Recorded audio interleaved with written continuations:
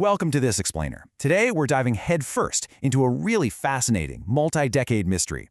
Who exactly killed the competitive balance of European football? You know, if you've ever sat there wondering why the exact same handful of mega clubs seem to win literally every major tournament, well, you're in the right place. To really wrap our heads around this massive structural shift, we're going to look at a very specific case study, and that is Glasgow Celtic FC. By tracking their historical journey, we can see exactly how the beautiful game went from this wildly unpredictable clash of local champions into a super concentrated, totally predictable financial hierarchy. Okay, let's dive into this. Listen to this incredibly blunt quote from a pretty frustrated supporter.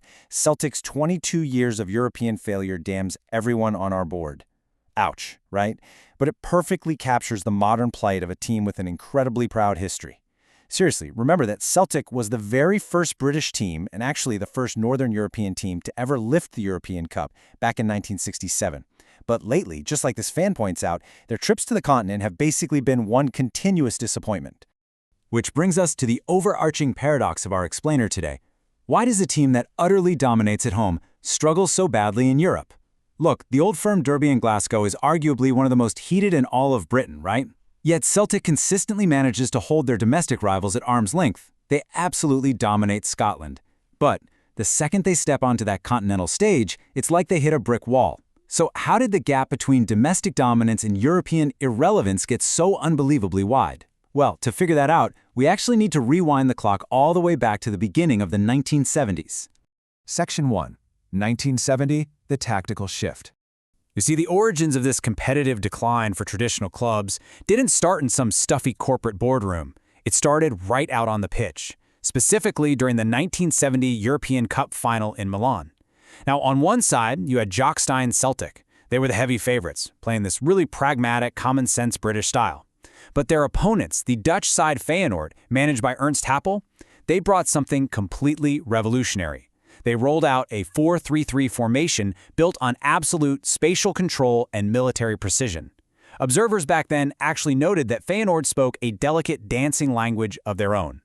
It was basically an early precursor to total football. They were just constantly moving in midfield, and they completely outmaneuvered and humbled the traditional British approach. Feyenoord ultimately won that final 2-1 in extra time. But listen, this wasn't just a physical loss for Celtic, it was a profound psychological defeat. Jock Stein's men, and honestly British football at large, suddenly had this massive wake-up call. They realized the rest of continental Europe hadn't just caught up to them, they had completely evolved. The gap had officially opened. But back in 1970, that gap was mostly just a tactical one. Section 2. The Bosman deregulation shock. Let's move to and see how this builds, because to understand modern football, we really have to shift our focus away from tactical evolution on the pitch to an absolute economic revolution off the pitch. Enter the 1995 Bosman ruling. So a Belgian player named Jean-Marc Bosman actually took his own club to the European Court of Justice. Why? Because his contract had expired and they still refused to let him transfer to a French club. And guess what? Bosman won. This ruling did two absolutely crucial things. First, it abolished transfer fees for players at the very end of their contracts. And second, it ended nationality quotas for EU players, which previously capped foreign players at just 3 per team. Practically overnight, the balance of power fundamentally reversed. Clubs no longer held all the cards. Suddenly, the players did. And the sheer scale of the financial explosion that followed this deregulation, it was absolutely staggering. Just look at this. In the 1994-95 season, right before the ruling kicked in, total transfer spending across Europe was sitting at around 403 million euros. Jump to 2017-2018, and that number had exploded to 8 billion euros. I mean, that is literally a 20-fold increase. The market was just completely, utterly unleashed. So how on earth did we get to 8 billion euros so quickly? Well, it happened in 3 really rapid steps. Step 1, the deregulation of audiovisual markets meant a massive flood of pay TV revenue poured right into the sport. Step 2, without those strict nationality quotas holding them back, wealthy clubs used that new TV money to aggressively hoard the absolute best global talent. And then step 3, the players themselves were basically transformed into highly mobile financial assets. Clubs started operating on pure speculative logic, trying to acquire players and then optimize their resale dates before their contracts ran out, all just to generate massive capital gains. Section 3. Hoarding the football wealth. This total free market approach created an unprecedented concentration of wealth that permanently altered the competitive balance of the entire continent. And this brilliantly illustrates exactly what we mean when we say hoarding. If we look at data from the 2017-2018 season, the top 5 European leagues, so that's England, Spain, Germany, Italy, and France, accounted for a massive 85% of all transfer fees. They also gobbled up 90% of salary increases and 75% of the total profits. Economic resources became hopelessly pooled in just these 5 specific ecosystems, and that effectively starved out clubs in other nations who simply couldn't keep up with the crazy inflation. To put a specific number on it for you, 600 million euros. Research shows that today, the absolute elite clubs, we're talking teams like Real Madrid, Bayern Munich, PSG, they operate on seasonal budgets that easily exceed this 600 million euro mark.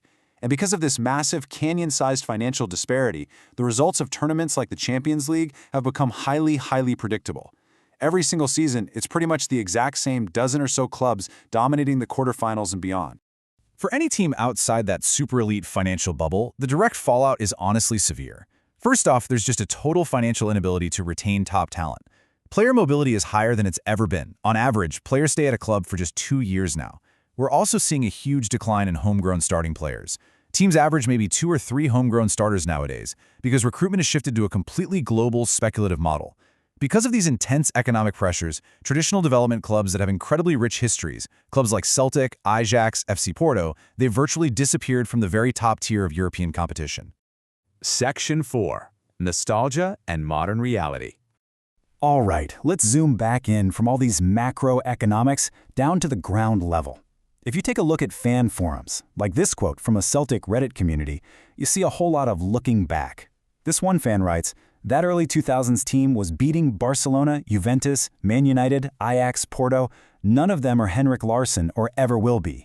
You can really feel how fans deeply mourn the loss of Martin O'Neill's fearless, physical team from the early 2000s. That was a side that genuinely went toe-to-toe with Europe's elite, famously making it all the way to the UEFA Cup final in Seville back in 2003. There is just this incredible, deep-seated hunger for those glory days, back when they felt like they could beat absolutely anyone on their home turf. So the crucial point here is contrasting that warm, fuzzy nostalgia with this incredibly sober realization from another fan in the exact same discussion. They said, football has changed. Europe's top teams are further ahead now. As challenging as it was playing Milan, Juve, Barca, it's even more difficult to compete with them nowadays. I mean, wow. Even the most passionate diehard supporters are looking at the cold, hard data and acknowledging that the economic landscape of football has permanently, irrevocably shifted right beneath their feet. And that brings us right back full circle to what we can basically call the modern psychological defeat. Remember how Celtics suffered that tactical, psychological defeat against Feyenoord's modern system back in Milan in 1970? Well, today's fans are suffering a financial one. It's this painful, lingering acceptance that their historic club, no matter how dominant they are domestically or how loud that stadium gets on a European night, can no longer financially compete with the billionaire-backed giants of the sport. The game is simply being played on a fundamentally unequal pitch. Which leaves us with one final, incredibly important question, straight from the academic research on the sport's socioeconomics. How far can this concentration of wealth actually go before it jeopardizes the attractiveness of the competitions and totally undermines the credibility of the sport? Seriously, if the magic of the giant-killing underdog is just financially engineered out of existence by massive budgets and talent hoarding, what happens to the beautiful game? It's something every single football fan really needs to think about. Thank you so much for joining me on this explainer, and remember to always keep questioning what's happening behind the scenes of your favorite sports.